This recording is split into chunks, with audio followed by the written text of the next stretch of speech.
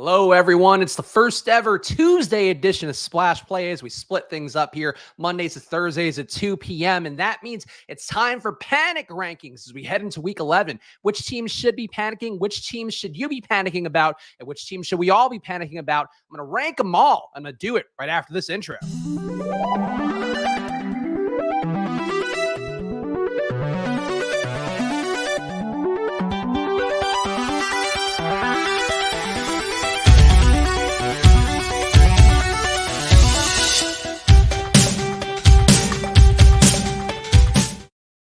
Hello, everyone, and welcome to another edition of Splash Play, the fantasy football podcast for every game under the sun. And once again, I'm Chris Spags, joined by you guys in the chat, you guys leaving a comment after the fact, you guys watching on your smart TVs or your iPhones or your Android phones, whatever people watch YouTube content on. I appreciate each and every one of you. Of course, I would not be doing my job if right away I didn't solicit for subscribes, likes, and comments down below. I'm here doing content. This channel will have content now 5 days a week, 4 of those days, Monday through Thursday at 2 p.m. Me preparing for that Friday main event where I go head-to-head with Pete Overzet and I show him no mercy as we pick our ride or die picks. Trying to make it sound like a really intense competition, but tune in for that one. Hopefully you guys had some success on yesterday's showdown as well. If you missed that one, we got some good takes out on that stream that I did yesterday. Jalen Hurts ends up being a very important part of things, but Commanders picking up the win in a massive upset. The Eagles' first loss, definitely a big one there. Shout out Stephen Leibovich, shouts to the chat as well. Let's get at it. Happy Tuesday all. Let's waste no time, guys. The panic rankings are afoot, and you're going to notice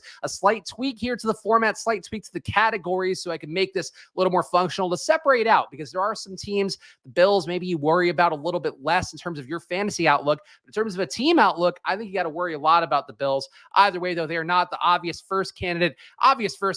Everybody panic. That means the team panics. That means you at home panic. The fantasy football fans, the Rams. Oh my God, this is a disaster now. This team goes down and really Cooper Kupp getting hurt is one of the biggest things you could see. A loss to the Cardinals, that happens. The Cardinals are a team that I think, especially with Colt McCoy in, playing more of an offense that Cliff Kingsbury wants to play instead of what Kyler Murray has been doing with those two butting heads all season long. For the Rams, though, you lose Cooper Kupp. That's huge for fantasy football fans, huge for zero RB bros like me who invested in Cooper Kupp. Really looked smart, felt smart overall, drafting him over Jonathan Taylor. Now with him being out for at least 4 weeks, probably out for the year, because the Rams, what are they playing for right now? It doesn't seem like they have any shot at all to win the division. You also have to think, too, like there was a logic perhaps in them signing an Odell Beckham, bringing him in. But with Odell suing Nike, it feels like maybe he doesn't expect himself to be back. The Rams at 3-6 right now, bottom of the NFC West. I think at this point they have to pack in the season, but I don't even know if they have access to their first round pick next year. So what are they even tanking for? It seems like overall the Rams, to me, a team that you got to be deeply concerned about, a team that I think is bad for fantasy. We'll see if Allen Robinson has some signs of life. Tyler Higbee might be more than a catch and fall down tight end. Overall, though, the Rams, to me, one team that jumps out as one of the biggest panic options out there. Another team that I think we're going to throw right in here, and this is one where I'm actually going to say this would normally be an everyone panic to have the Raiders here. Another loss for them. Colossal, really just traumatic losses for them the last few weeks. In this spot, though, I think this is more of a situation where they should panic more than you should, because we've seen Devontae Adams start to get a ton of targets, over 15 targets this last few games. If they lose, it doesn't matter that much for you unless they call off the dogs entirely. With Josh McDaniels playing for his job right now, I don't personally feel like the Raiders are going to pull off the dogs too soon in this one. So Josh Jacobs being viable, Adams being viable, them still having some good game scripts favoring them because that defense is so bad. I think the Rams are a team where fantasy-wise you should have no concern. But for the team themselves, like, what are they doing right now? At a certain point, it feels like maybe you want to see what Zamir White has, but what is he going to do? Like, there's nobody else that young they want to have a receiver who they want to have out there. So if you're the Raiders overall, like if you're a Raiders fan, I don't even know if there are any Raiders fans, probably the Oakland ones still. Everybody in Vegas, though, cares about the Raiders. It is not a time to be stoked about them overall. Now, the Ravens are a team that I think overall, I've said this a few times on the streams, and I think that, certainly you could say the Ravens continue to find ways to win. Lamar still looks viable. Isaiah Likely has had some great moments as well. For the Ravens in this spot, I think to me, like, you don't really feel good about what you have because you keep getting everybody hurt. You keep having their Rashad Bateman's, Big Trev coming in asking trade questions that I will not answer. It's not that show. I got to make good time. No, but honestly, that one, Big Trev, I feel like that would be Kamara for the most part, though. Singletary certainly has his merits. If Jameis Winston plays, I think you can knock down Kamara a little bit. But if we have Andy Dalton again, I would go Kamara's way.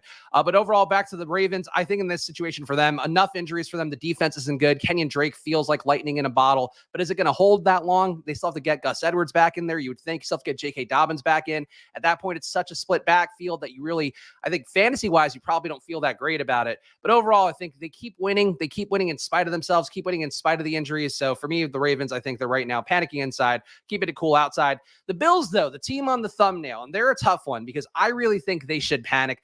Third in the AFC East right now. Some tiebreakers going against them with the losses they've had.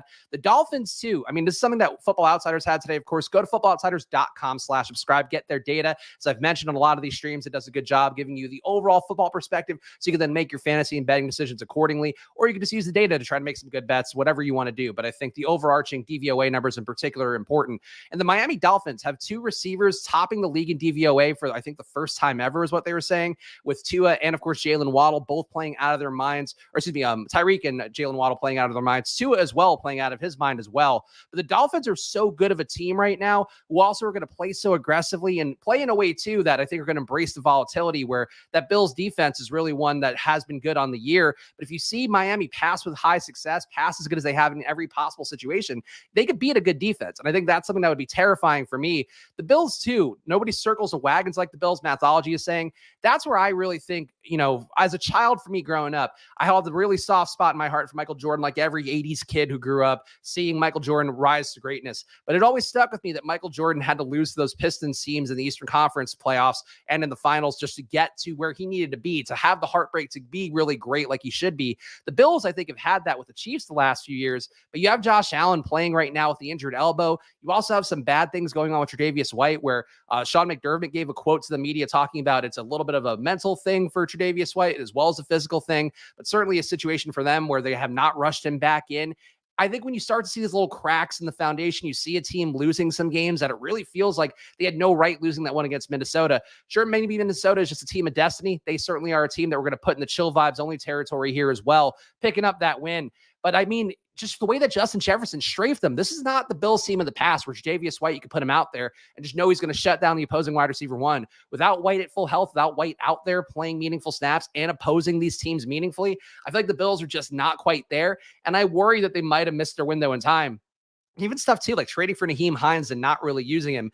The Bills to me kind of read like a team that it's just not doing what they should be doing, maybe not going to take advantage of this time where they could have really made the leap past the Chiefs, past all these other AFC also-rans. If you were to pick like who's going to go further in the playoffs, is it the Bills or the Titans? I'm probably still saying the Bills, but the Titans find ways to win. The Bills find ways to lose. And I think at the end of the day, that is something to keep in mind and something that, really bank away for yourself as you are starting to wager on these teams moving down the home stretch of the season. The Patriots, to me, I think panicking inside, but keeping it cool outside. You can make a case here that you should panic. Damian Harris being back in is certainly going to hurt Ramondre Stevenson. The pass game is pretty awful. For the most part, they're still the Patriots. They're winning enough games. They're only a game behind the Bills overall in that AFC East, which is one of the toughest divisions in football right now. I hate the Patriots. I think they're not a fun team to root for. I think it's even worse to root for them when you have Harris and Ramondre healthy. You have Mac Jones in this weird in-between season where he has not progressed the way you would expect in year two for him. And this spot to me, the Patriots, I think, a team that you can make a case you should be panicking about them, but right now they win just enough. They have enough upside. If Damian Harris gets hurt, you can go back to Ramondre. The Bears, to me, chill vibes, only the chillest vibes the Bears have probably had in their entire lives. For you, if you have Justin Fields in the Deposit Kingdom League, the Ship Chasing Dynasty League, I have a Justin Fields, Darnell Mooney, Cole Kmet stack that when we drafted that team, I feel like it looked like absolute dog shit. Now, though, that's been putting up 60 fantasy points, 70 fantasy points in a best ball format that we're doing for that league. I feel really good about the future as somebody who is like Justin Fields, thought he was going to come in as more of a deep ball thrower, a guy who can get it downfield, and certainly did it in college. He hasn't shown that part of his game yet, but the run game is just so good. The run game is just so electric with Justin Fields, where it feels like he hasn't even scratched the surface, and he's still putting up 150 rushing yards, setting rushing records with a team that also talent-wise just doesn't have a ton. To me, the Bears are feeling like a really strong team, and I think you got to be excited there. If you're a fantasy fan, if you're invested in them there, best ball, I think Justin Fields is going to be live heading into week 17 for sure. But overall, just a good team, a fun team, and one that defensively is bad enough that the offense is going to have to produce. Steven saying, I heard him with his Patriots take, but I also can't argue with it.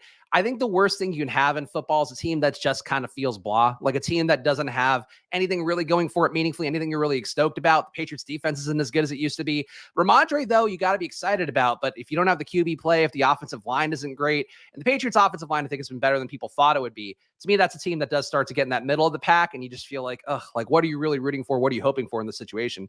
Panthers, I think the Panthers are a you should panic team. We got Baker Mayfield coming back in this week. PJ Walker out with a high ankle sprain. For them, too, that also means they're going to have to give up likely increased draft capital for Baker Mayfield. That pick that they traded for him is going to become a fourth rounder if he plays enough snaps. But really, it's more about DJ Moore. It's more about Deonta Foreman. It's more about what Baker Mayfield didn't mean for this team when they actually had some weapons, when they had Christian McCaffrey, when they had guys out there. Panthers, I think they're playing with house money for the most part. Wilkes has made them competitive. They're winning games. Like, hard to argue that. Foreman is a great story. And if you haven't looked up or didn't hear on Amazon Prime on Thursday, some of the stuff about what Foreman went through losing his dad just wanted to see him back in the league. He ends up getting back in the league and making the most of that opportunity after his dad unfortunately passes away. But it's like a really nice story, really nice team to root for. But fantasy wise, like, are you going to trust DJ Moore with Baker out there? Were you even trusting with PJ Walker out there? Probably not. I just don't know how you could feel good about anything fantasy wise for the Panthers right now. The Cardinals, I think, should panic. And I think you should probably panic too, though they are going to get Marquise Brown back. The reason the Cardinals, to me, are going to be a team you want to panic about is because Colt McCoy and that offense looked better running with him at QB than Kyler Murray is at any point in the season. Kyler's been great coming back. I think there are some really profound stats for him the second half of games because the Cardinals been trailing every single spot. But this Cardinals team obliterates wide receivers ones. There's not been a single wide receiver one who's had a game above 20 fantasy points against them so far this year. But also, like, when you have this big contract going to Kyler Murray, you have all the hopes pinned to him. You're hoping he's going to be this franchise quarterback, franchise-defining quarterback that takes you to the next level. And then Colt McCoy, a career backup, comes in and runs that offense better. And we keep seeing Cliff Kingsbury. We keep seeing Kyler Murray butt heads week after week. I think they're in a really uncomfortable spot, and that's one where fantasy-wise, the trickle-down could be there, where Kyler misses some more games. You certainly didn't draft Colt McCoy in best ball, nor should you have. I drafted a lot of Kyler Murray. I want to see him get back out there, but if he's not running the offense as well as Colt McCoy is, like, let Kyler Murray sit. Let him rest. Like, let him get his head right, get the mentals where they need to be. I think Cliff Kingsbury is a bad coach, but I also think that he did show, at least this last week against the Rams team, as we talked about, not a lot of positive motivation going their way.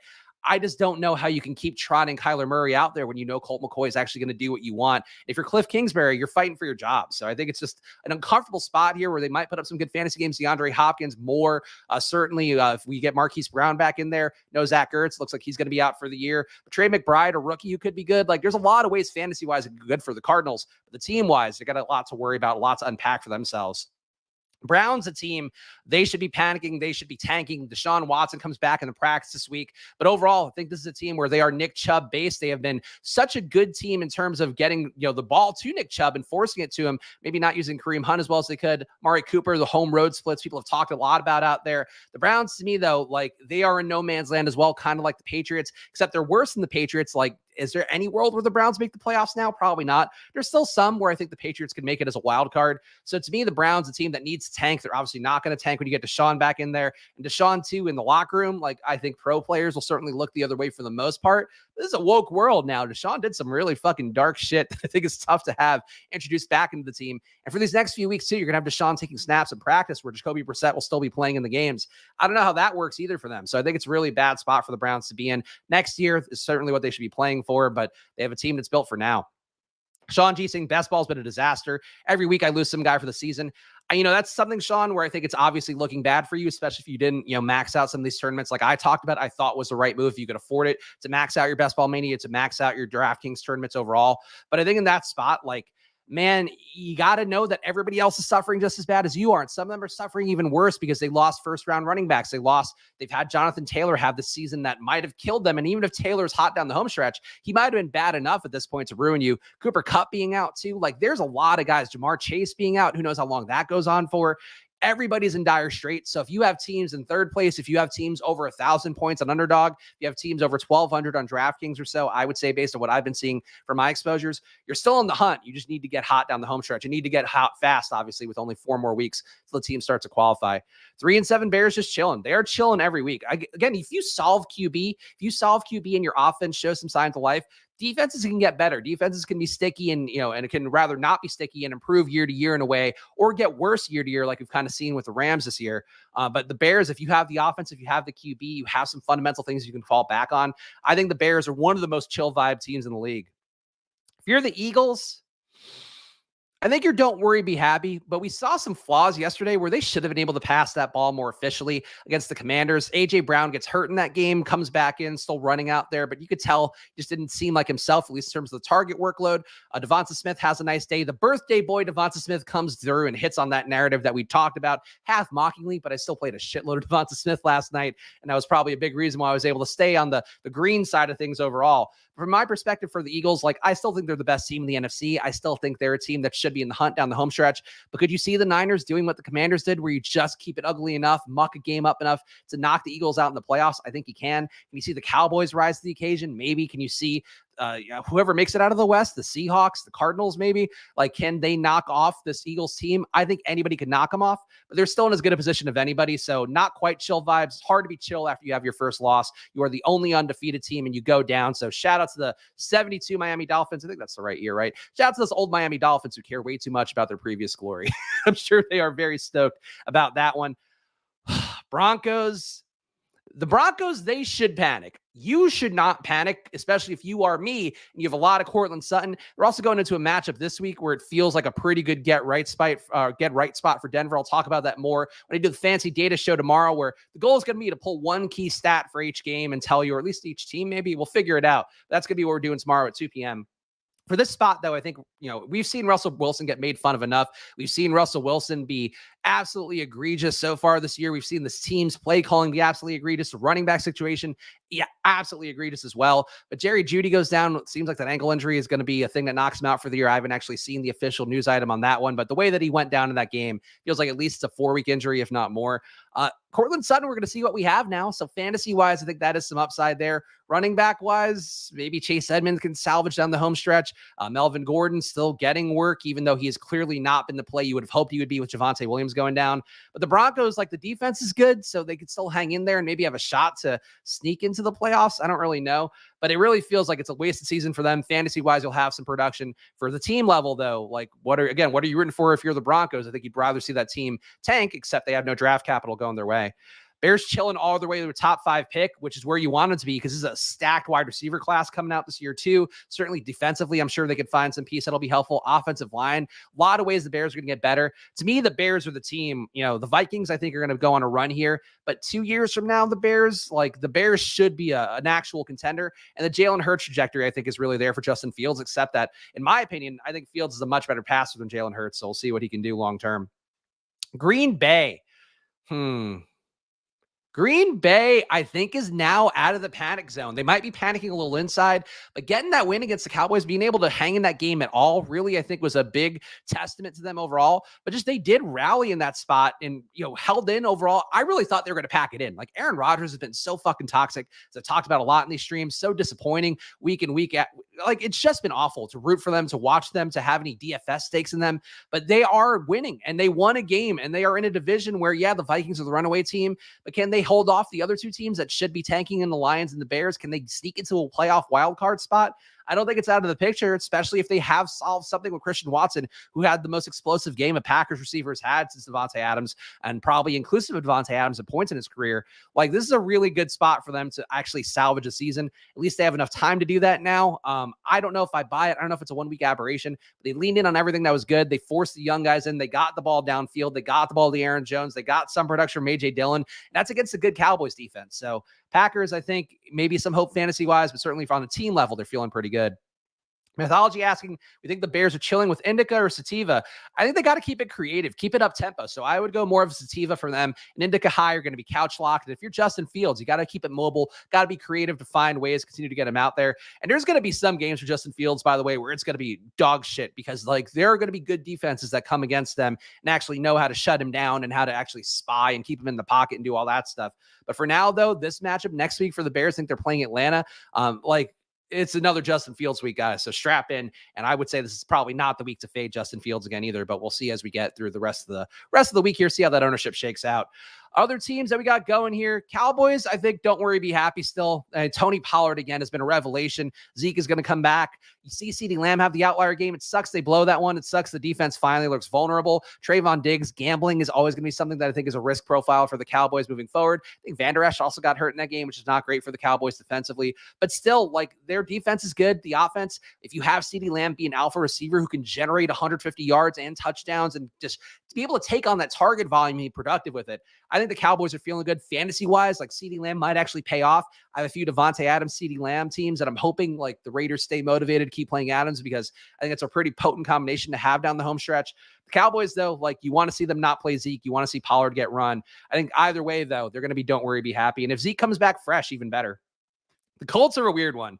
So the Colts, I think, are now chill vibes only. Jeff Saturday comes in, wins a game, really game plans to beat the Raiders in a way that was pretty impressive. Game plans also in a way for Jonathan Taylor to get his first 25 touch game of the season, I believe. Definitely his highest performing fantasy game of the season besides that first one against Texans. So this is a nice spot for them overall, but also you to see Matt Ryan coming back in, a QB you can trust. We saw nothing from Sam Ehlinger. Also see Jim Irsay, the reports were that he forced Sam Ehlinger in, forced him onto Frank Reich. Instead, with Jeff Saturday coming in, he goes, fine, actually play the good QB that has some pedigree, has some ability to get the ball downfield. Matt Ryan has a lot of flaws. Matt Ryan, closer to a corpse than a live player, closer to what I think he's going to be the end of his career than he was at his height, as his apex before. But certainly here, enough to get out there, enough to be good. So if you're the Colts, you get a win for Jeff Saturday. One thing that stuck with me in my USC time, of course, not working there, being in college there, and certainly as a alum rooting for them as well. When they fired Lane Kiffin, one thing that Coach O did, one thing that Ed Orgeron did, for whatever his flaws were as a play caller, as a guy running things behind the scenes, he brought cookies back, and the team was like, Lane Kiffin didn't give us cookies. Coach O's giving us cookies. We're so excited. That was enough to make USC win a lot down the stretch and actually be a contender that season that they did fire Lane Kiffin. So unsanctimoniously after, I think, what was it? It was after a game where they fired him basically on the tarmac, if you remember correctly. But either way, that's what's happening with Jeff Saturday here. He knows, just give the guys touches, play your vets, give them a shot to win. And they're actually in the hunt to win their division. Like, they're one game off of 500. Not a good team, but they can make it. So I think it's chill vibes only. They're playing with house money. Probably should be tanking, but it seemed like they're playing for the playoffs. And hard to argue it given how soft the division is. Victory Mondays. Victory Mondays to Jeff Saturday got to be the most chill because he's a former offensive lineman. The fat guys know out there that you just want to have a nice, relaxing post-victory win. So I think Jeff Saturday, like, I don't think it takes a lot to be a head coach. I think it's surrounding yourself the right people, surrounding yourself the right decision makers, the right analytics and all that stuff. There's no reason Jeff Saturday can't do that. And he has enough cachet in that organization, I think, to make it something worthwhile. And historical anomaly saying, yeah, Ryan at least makes Colts wide receivers playable. That's absolutely true. He makes them palatable. I think there is one thing to note, though. Alec Pierce, I think, was shunted down that rotation meaningfully. That is one thing that sucks for me because I do want Alec Pierce to break out down the home stretch. I don't know that's going to be the case. It feels like it's a lot of Pittman, a lot of Paris Campbell, and then the tight ends are going to be a dice roll like they have been all season. Best thing about Matt Ryan is that he brought Campbell back from the dead. I think you should feel good about that one, Sean G. Campbell's going to be live, I think, down the home stretch, which sucks. I think Pierce has more talent, but Paris Campbell certainly is shown to be a good route runner, shown to have the fantasy upside. He's a guy that you can bank on, even though Pittman probably going to have the higher upside week to week. Chill vibes only. Not quite, but I think it's don't worry, be happy for the Texans. Again, Dameon Pierce, you land on a future cornerstone for your team. Dameon Pierce is so good. Like, I know he busted his chalk this week. I outright said on one of the Stochastic streams. Of course, I did that Sunday morning show with them, with Ryan and Josh over there.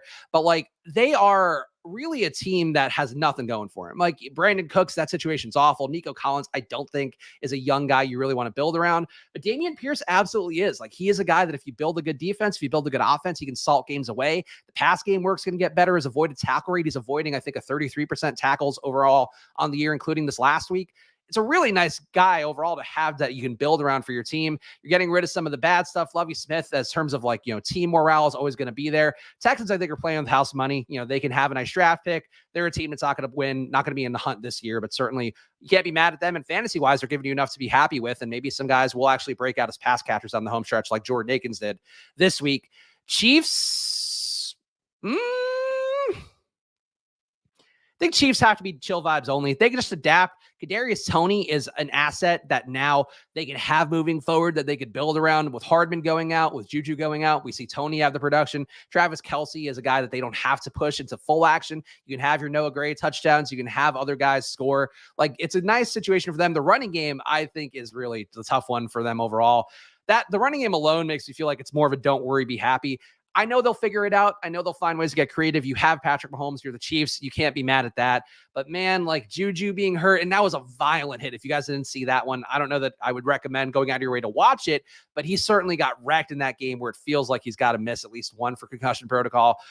In this spot for the Chiefs, like though, even if Juju missed, even if Hardman misses, even if Kelsey went out, like I just don't think this offense will stop meaningfully. It's just a matter of, can you create enough pressure to make it tough on Mahomes? And is Mahomes going to miss enough throws?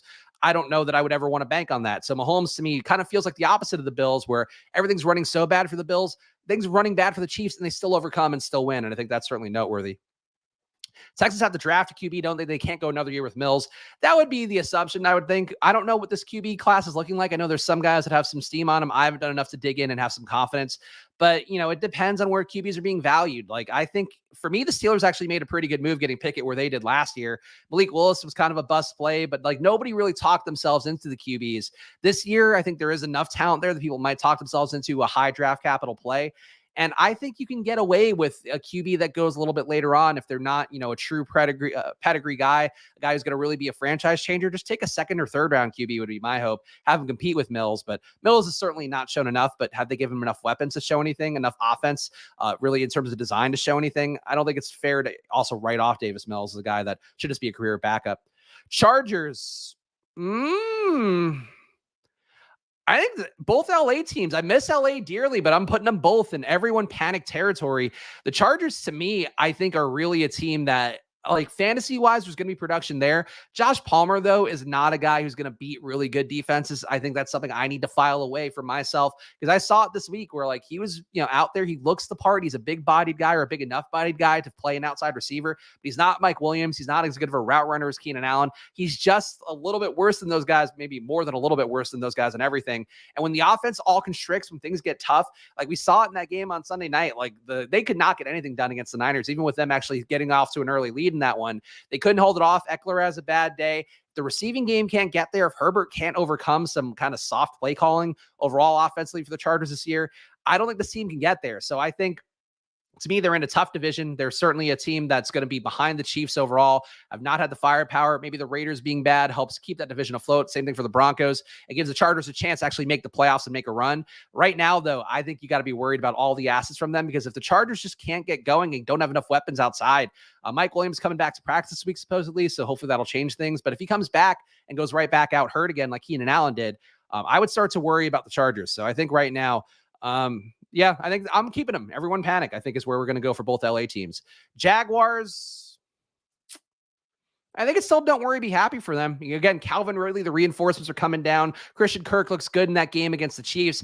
Travis Etienne, fantasy-wise, I was honestly shocked to see the ownership on Travis Etienne on DraftKings this week. I didn't think that was a great play at his salary. I thought there were cheaper plays to go to. Honestly, you know, I've talked about fading Dameon Pierce outright. Travis Etienne, to me, was even more of an outright fade, despite, you know, that being a high total game. It just, they don't use him enough in the pass game to have that level of comfort. Games where they're competitive, though, you're going to see Etienne certainly have the 25 touch upside, the ability to score touchdowns. Christian Kirk looks good. Evan Ingram actually looks pretty good. Like, the stacks make sense fantasy wise in terms of their actual production. Like, it seems like they probably are going to benefit from going the other way and trying to, you know, maybe get a better draft pick, get some better draft capital in overall. But for them right now, like, you have some weapons for the future. You have some hope. Again, Calvin Ridley is a really big thing to me. If he's anything what he looked like in the past, him being a part of that offense and opening it up downfield is going to make everything look good. Jags next year, I think, are in a really good spot. So to me, don't worry, be happy about them. Justin is saying his spicy take is that McVay and Aaron Donald retire this offseason and the Rams trade Ramsey to the Saints for Sean Payton this offseason. That's an interesting one. If you're Sean Payton, though, why would you go to the Rams at this point, given that they have leveraged their entire draft future? The Rams are like one of the hardest, like, they should be panicking. They should be almost a tier above in terms of panicking, because they have no future. If they lose some of these guys right now, like, they're in absolute no man's land in a way where, like, I said that about the Patriots, said that about the Broncos. The Rams have no hope. Like, if they lose the coach, if they lose the superstar defensive talent in the middle who's single-handedly keeping that defense viable, like, Ramsey's gotten beat a good amount. That secondary has been gotten beat a good amount this season. I just don't think it's a really good spot for them overall. Like, if I'm Sean Payton, I would rather go anywhere else, unless you really think that you can get there. Maybe the relationship with Stafford and Kupp would be something, but like, Stafford's done, the offensive line is done. They need to rebuild a lot of shit, and they don't have the weapons to do that. They don't have the capital to do that. So I would worry quite a bit. It is spicy though. I will give you that. Full credit for the spiciness levels. The zest that Justin brings here is crucial to me. Shout out to Ashton as well, Spags. I appreciate everybody hanging out here. But of course, I appreciate you more if you hit the like button and subscribe to the channel to hang out with me Mondays through Thursdays at 2 p.m. as we prepare for the showdown Friday at 10 a.m. with me and Pete as we go game by game, do our ride or die picks, draft some underdog battle royale teams, all of that. The Giants, I don't think can hang in long term. I don't think they're better than the Eagles. I don't think they're better than the Cowboys. I don't think they're a playoff contender.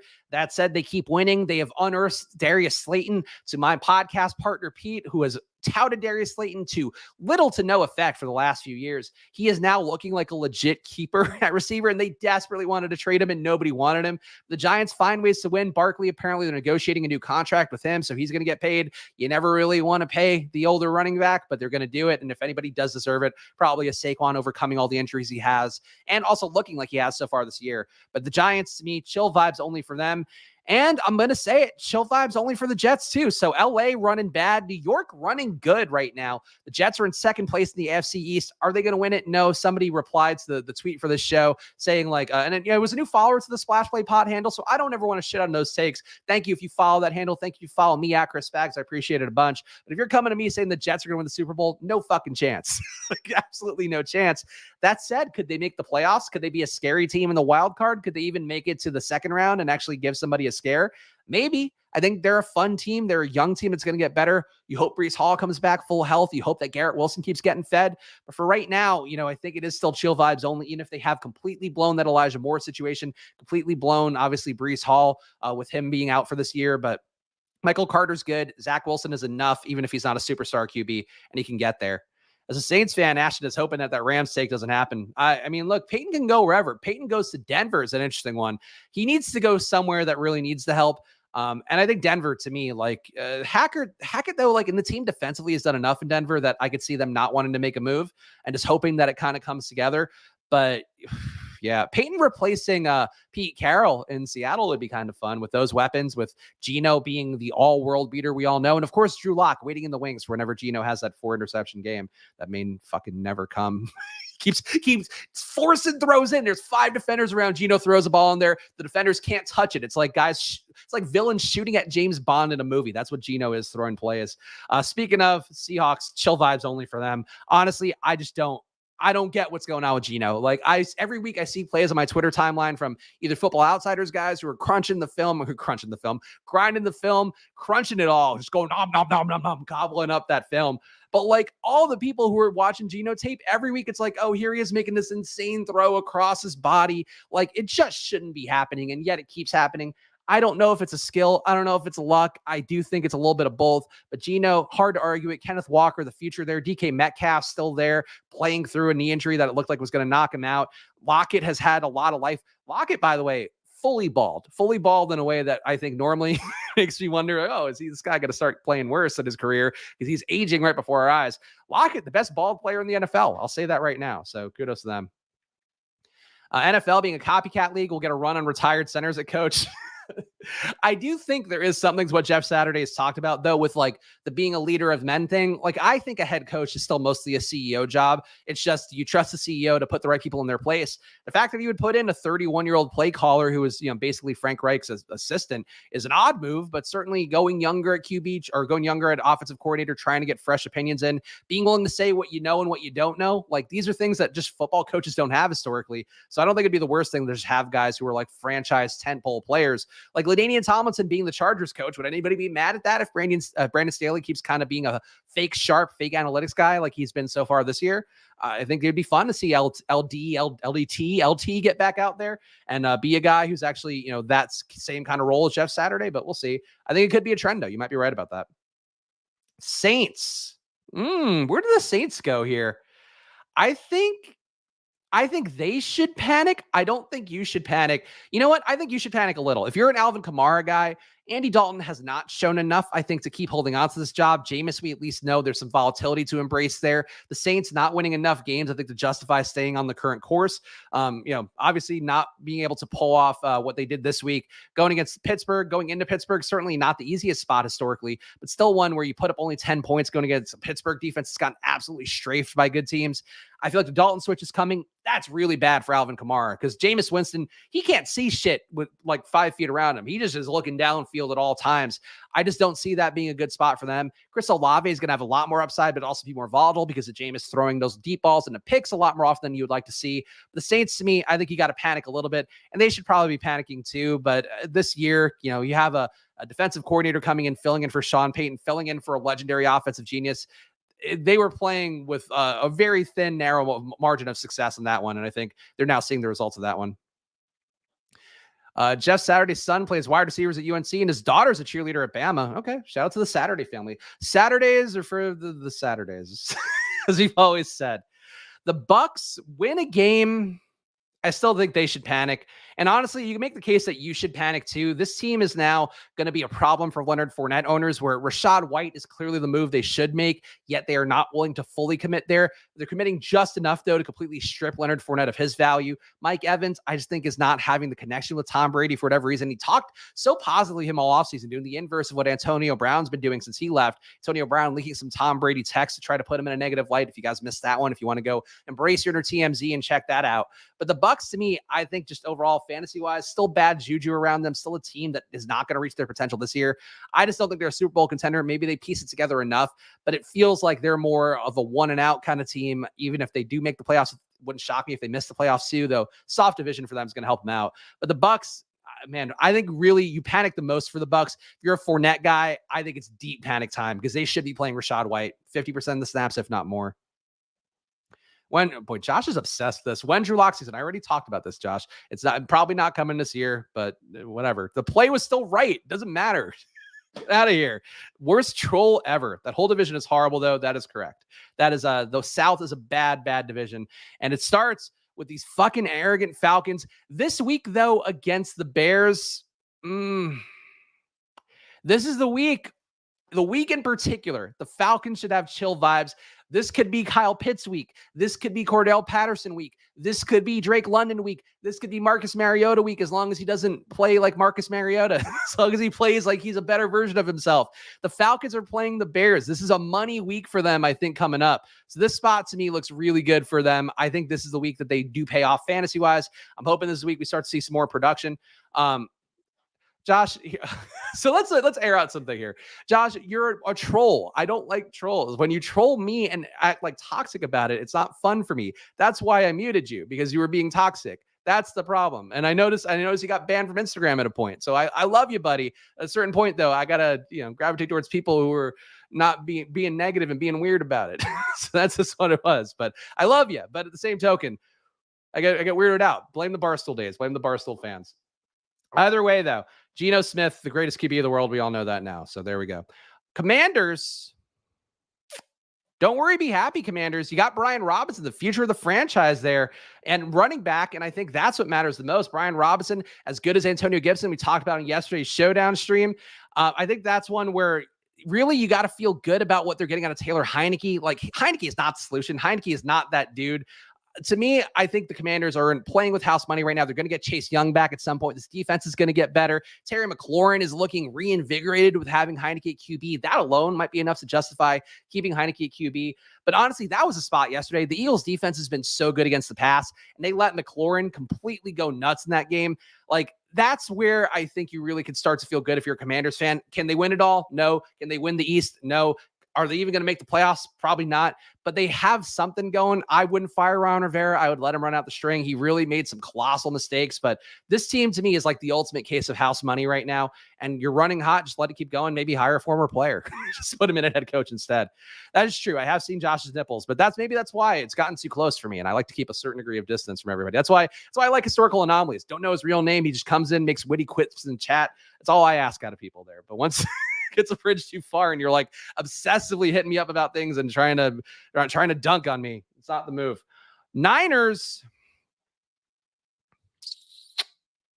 You should panic about the Niners, not just because like they're a good team, to be clear. And like the Trey Lance thing sucks. I still think that was the one you wanted to see hit in the right way.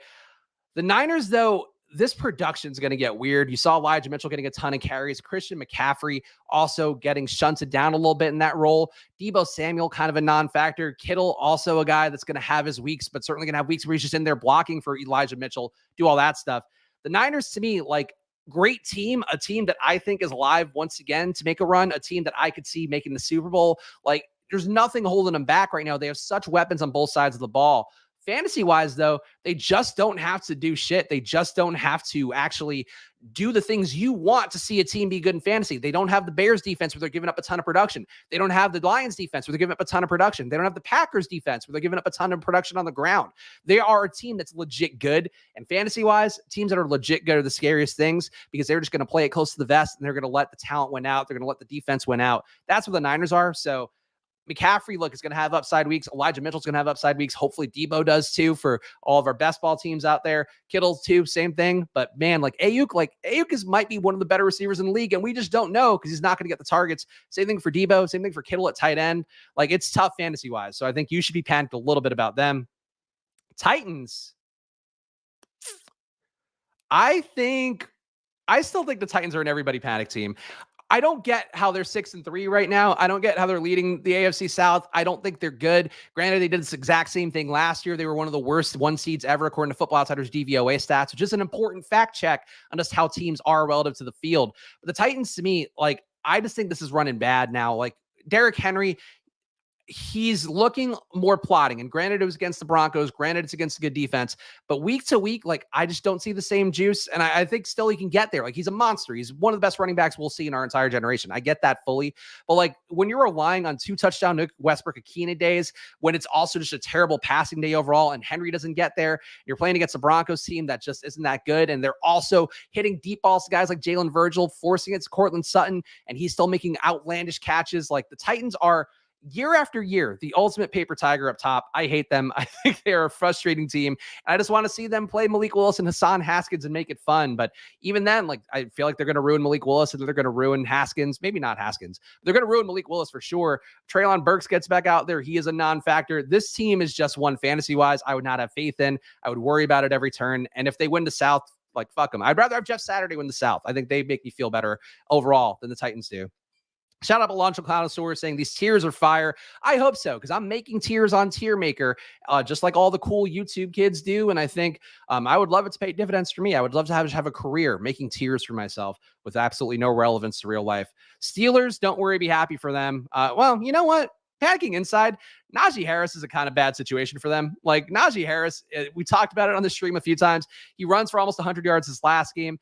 He is basically Eddie Lacy. I will say that time and time again. He might not be as heavy set as Eddie Lacy. He might not be fully phoning it in as Eddie Lacy was, but he fucking runs like Eddie Lacy. He does not look mobile out there. He does not look spry. He does not miss tackles. He doesn't get out in the flat and catch passes like Jaylen Warren does. Warren looks explosive. Warren is too small to be a lead back, I would think, unless he becomes Austin Eckler, just pure muscle and is able to overcome that. But I think, to me, like, he's just a better running back. He's got that juice. And we have seen Najee Harris explicitly not have that juice. So I think, to me, that's where you panic a little bit, but you have your QB of the future. So you can make the case there, don't worry, be happy team. But I think the Najee thing, like, that's bad draft capital. That's how you ruin a team. Even if you have a coach like Mike Tomlin who can just keep everything afloat. Nick Westbrook-Akina having more fantasy relevance than Burks and Woods. Never thought that'd be the case. It is a crazy one. Like, Burks, to me, I thought was one of the best prospects in the draft. Like, I have so much Burks across best ball. He's just not in the right spot. Like, honestly, if he's in Atlanta, it's probably the same thing too. But if he goes to the Chargers somehow, like, let's say they got him somehow, it wouldn't have happened draft wise, but let's say they took him instead of Isaiah Spiller. If Burks is out there for the Chargers, I think he's basically Mike Williams. And this spot, though, the turf toe is a tough injury. I've been dealing with it myself. Like, it sucks. Like, it's not a fun injury. And I think more people, Michael Thomas goes back out with the same injury too. But, like, you'd expect more from Burks, given that he's been so good in college at beating press coverage. That's the one thing that translates to pro success. And instead, it's not happening for them, but I don't know.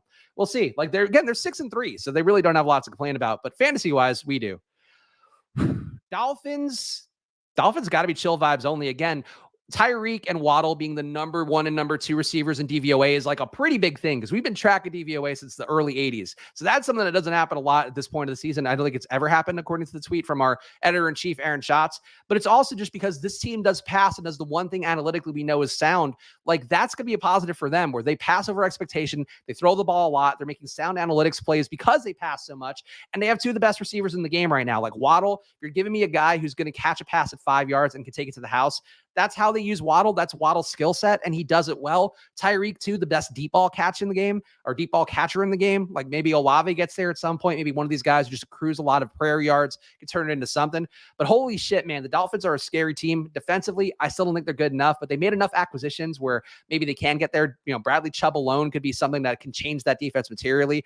But you have the run game clicking for him. You have the deep ball working. You have the short game working. Tua is as accurate as any QB in the league. He's not Patrick Mahomes. I saw that Twitter debate. Like, he's not that guy. But in this offense, in this way that Mike McDaniel is running things, this team can win it all. So, like, I think it's going to be tough for them just because that defense, you know, there's still weaknesses. You can add a couple high talent guys. It doesn't change the whole defense. But I think with the way they play, like, they can be in games with anybody.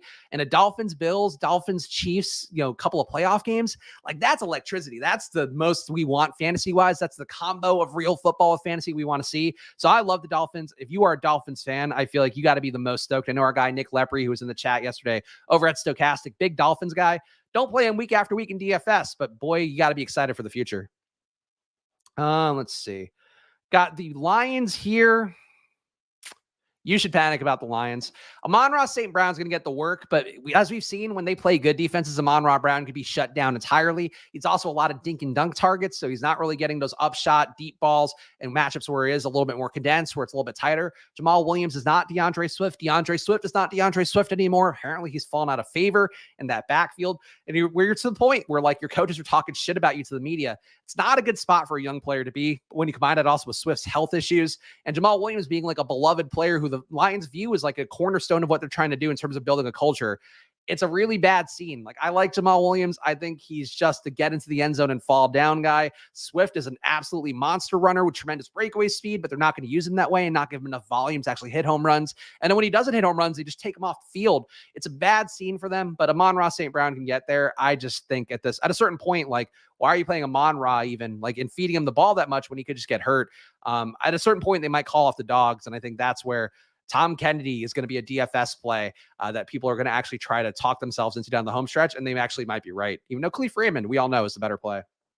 Last one to pick here, the Bengals are coming off a bye, coming off of a Joe Mixon game. I'm still going to say you should panic a little bit about the Bengals because we've seen Joe Mixon not be able to have a ton of success with that offensive line being weak. We've seen also T. Higgins not have that breakout game. This could be the week. I believe they're playing the Steelers. I haven't fully done my week 11 prep, so I apologize for that. I'll have that ready to go for tomorrow, 2 p.m. The fancy data show will be going through and giving data for every team. The Bengals, though, I think in their spot, like, Jamar Chase being hurt, if he does end up having a sustained injury, and apparently is one he could have played on, I don't know if that's actually the case if you want to try out a young receiver with hip issues and risk making that a worse situation. But if T. Higgins doesn't have a breakout game, if T. Higgins is not Jamar Chase, I think you got to worry a little bit. And I'm going to be worried a little bit too, because I have so much T. Higgins in best ball, and I need him and I need Kyle Pitts to do something down the home stretch. And both those guys, I don't know that I have enough faith in that happening. But I think fantasy-wise, you should just worry a little bit because there's going to be volume there. But I think until Jamar Chase is back, this offense just feels like it doesn't have enough juice, doesn't have enough guys. The offensive line is a real issue, even if they start to congeal a little bit better and maybe show the upside they showed with that Mixon outlier day. But you got to remember, Mixon had some of those touchdowns in the air too. Like, in a lot of the run plays was just kind of him due for positive regression. I don't know this is a good running team. Statistically, it has been. They get stuffed to the line a lot. So these are things you look forward to as you get down the stretch. And I hope they prove me wrong. I hope they end up being a chill vibes only team. I hope I come back next week and go, T. Higgins, you did it. I love you, T, and just give him a big old smooch. But right now, I think the Bengals, to me, give me enough to worry about that I have some legitimate concerns.